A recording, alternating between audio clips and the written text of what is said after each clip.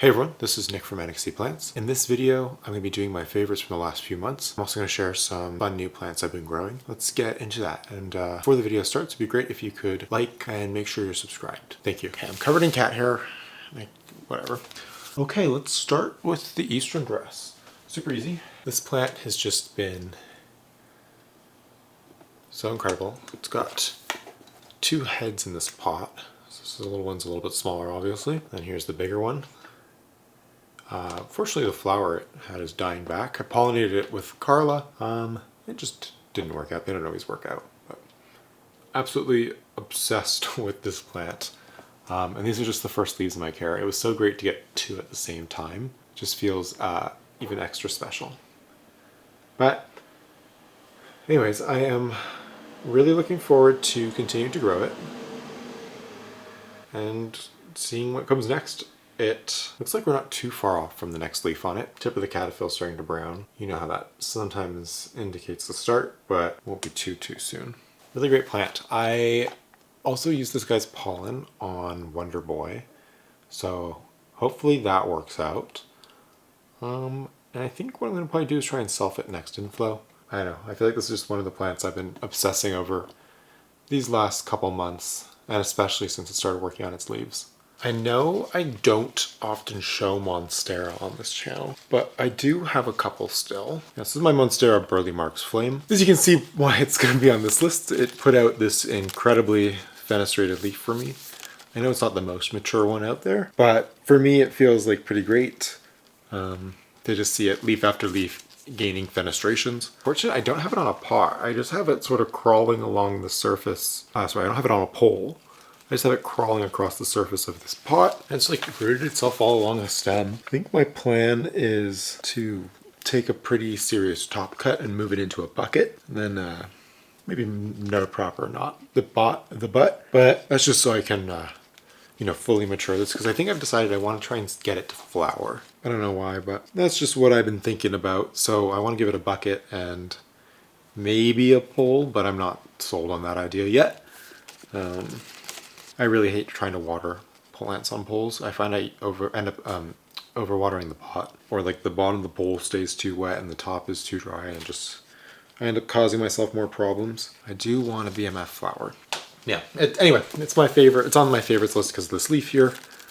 I mean, this other one is pretty great too, but I don't know. There's just something about the BMF's leaves that are just so cool. I didn't plan on doing this one, but since I was in the area, this is my large form Aurea. Putting out this leaf here. You can see a little bit of variegation up around the top of the leaf. Figured I'd show this one on the channel here. But yeah, this is my large form one. So I'm a big fan of the large form versus the Borsigiana.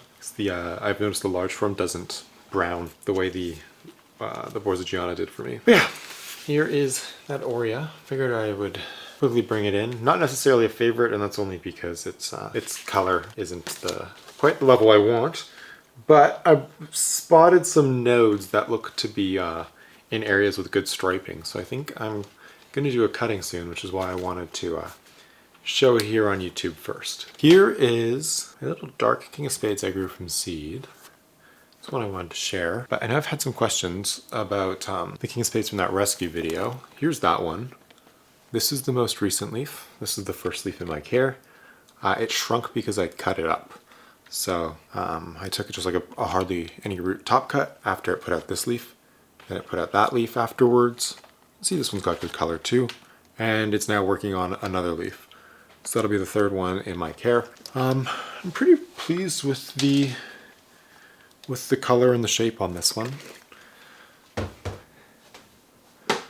Yeah, but this is the one I've been very excited about. It's put on some really good size recently. It's got such good color and of course shape and veins and all that. I'm really looking forward to getting this one sized up, and I'm hoping it doesn't need to get quite as big as my other one to flower. If it does, like whatever, I'm patient. And I just love to have a nice flowering King of Spades in order to do some hybrids and stuff with. Really hoping this shows on camera. I think it's picking up mostly. here's my red crystal from Tazula. I'm absolutely just tucking a root under a piece of bark. I have its other leaves wired together. Keep it from splaying in its spot, but here is my one with red emergence. It's just been such a treat recently. I will insert a picture of it when it was at its maximum color. This one, it's just been a little bit slower than the purple one, but there's something just magical about that red and black contrasting leaf when they're first emergent. The fight getting the purple one out, but hopefully the color still shows on camera. At one point these plants were the same size. You can see what I mean about the difference in vigor between the purple and the red. I brought this one up to hopefully show how long the color is sticking, because to my eye it's still very like purpley pink, but I don't know about the camera. We'll see when I'm editing. I don't know, this one's also been great. It's attempting another flower for me, so I'm very excited to hopefully in the next few months get to do things with this plant's flowers. Until then, I'm just going to appreciate the beauty of its leaves and keep trucking along. Got the hybrid I'm probably the most proud of. This is my Carla Arachne, my 5x10, crossed with SP Nova DF. You just see, I'm just obsessed with it. I'm really hoping I'll be able to back cross this to the DF sometime this year. I'm not quite sure, obviously since it's a hybrid, what size to expect flowers at. I'll insert some pictures of the emergent because it's a beautiful dark red color. And here's its sibling. I like this one because I think it's the most Carla. So this one I'd love to cross again with Carla. Nice elongated shape. Very pleased. A hardened down color. These don't look like much yet, but I will share them with you. These are my Ceropellinense from Rory. It's a new high elevation Mexican species. So really excited to get a chance to grow some of these out. This is the one that could potentially grow outdoors here year-round, as it's able to tolerate a little bit of light freezing. I wish I could share this plant with you guys soon, but if you know tags, if you know your plant tags or your breeders, that should be a pretty good hint or give it away. Next plant I want to talk about that I've just been absolutely loving is my Magnificum crossed with BVEP. This one was created by Bags Plants, a Canadian breeder. I've just been so obsessed with this one because of how the BVEP muted the mag's veins, but it still keeps that really nice branching effect. So this one has been just such a pleasure to grow. I almost killed it. I rotted its roots just through neglect. Oh my god, there's so many mites crawling on it. On the pot I'm holding, but it's working on a new leaf. Just finished this one. I'm so happy it's back and doing okay because wow, it's just such great color, shape, I don't know. Just one of those plants that makes me happy. Another one of those plants that just makes me happy, and that is this Splendidum here. Oh, it's got a new leaf on the way. That's exciting for me. I mean, can you get over this texture? How crazy is that?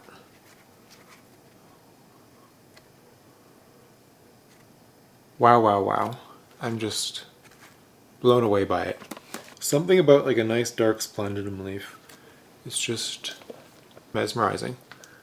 And this thing lives its best life in a bin, and that's about it. It lives in pond. I don't ever let it get dry.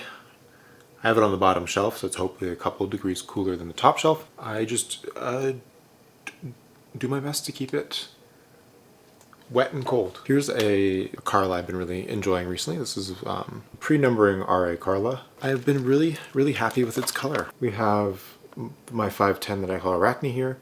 Then we have this one right here. So these are some cute little Carla. And again, I just, this one's on my favorites because it finally bounced back. It was a cutting that was in pretty rough shape. And it's nice to get, you know, that quintessential Carla leaf. And it's fun comparing them at the same size. Bodes very well for this one. Got a red vein DP here. Yeah, some old leaves. Doing some of the classic red vein DP things. That's just the first leaf that was in my care. And hopefully now that it's saturated up with fertilizer, that little bit of a ace blemishing won't come back. But really nice plant.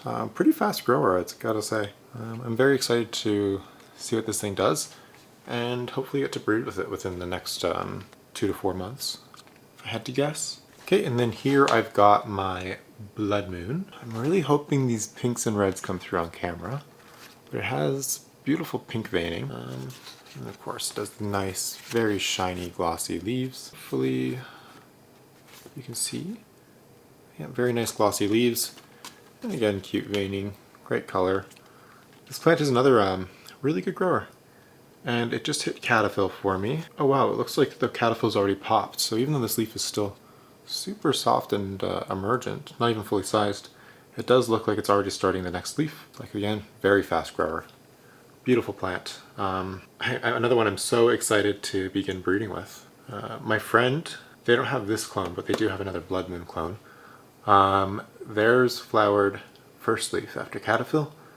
So hopefully within the next couple of leaves, this guy should flower for me. I think this is the last one I'm going to share that I've been really enjoying recently. It's always a fine line between creating a tour video and doing a favorites video, for me at least, I find. Once I start talking about my plants I'm liking, next thing I know I'm pulling everything up because, shock, I like all my plants. But here we've got a BVEP crossed with a Nova DF. I don't know, I thought they were really cute. Yeah, it's fun having plants that we bred that are, you know, finally reaching a size where they're really starting to take on the traits of their parents. Last thing I wanted to share might be the thing I'm most excited about over the recent little bit, and that's this Rhodolanthianum crossed with Papilolaminum Fort Sherman self seed. I managed to harvest 3 seeds from my from the flower. So far 2 out of the 3 have turned brown and aren't looking good, and this one has turned green. So I don't really expect it to be successful, if I'm going to be completely honest. It'd be amazing if it is, but I'm just really happy that I've gone now from empty berries to some berries with some seeds. So, you know, it gives me hope, it gives me reason to keep trying. Just thought I would share with you guys. Okay, that is going to wrap up my last bit of winter, beginning of spring favorites. I thank you guys all for watching here. It really means a lot to me. Have a really great rest of your day. Bye.